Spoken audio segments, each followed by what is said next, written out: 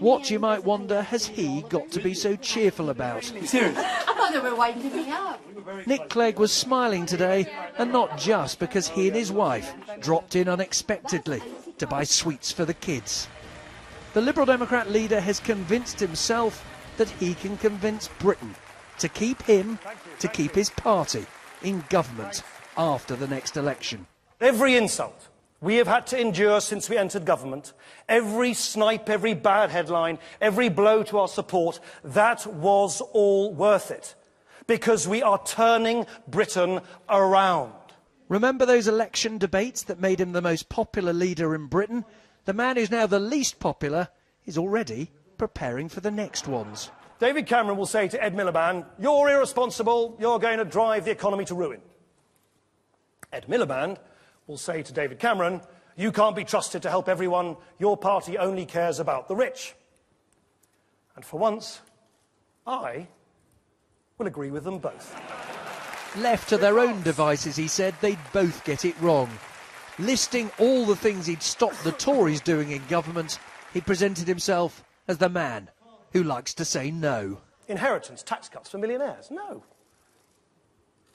Bringing back O-levels and a two-tier education system? Nope. Profit-making in state schools? Nope. New childcare ratios? No. Firing workers at will without any reasons given? No, absolutely not. And the list went on and on. What would he stop Labour doing if he was in coalition with them? He couldn't say. Because... Who here knows Labour's plans for our schools? Anyone? Welfare? What will they do with the NHS? For industry? To cut crime? No.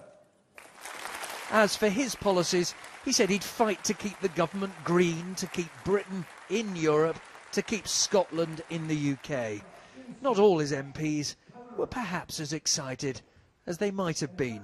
The big announcement at this conference, free school meals for all infants, was rooted in the values his parents had taught him and he and Miriam had taught their sons. My ambition is to provide free school meals for all primary school children. Another reason we want to get into government again next time round.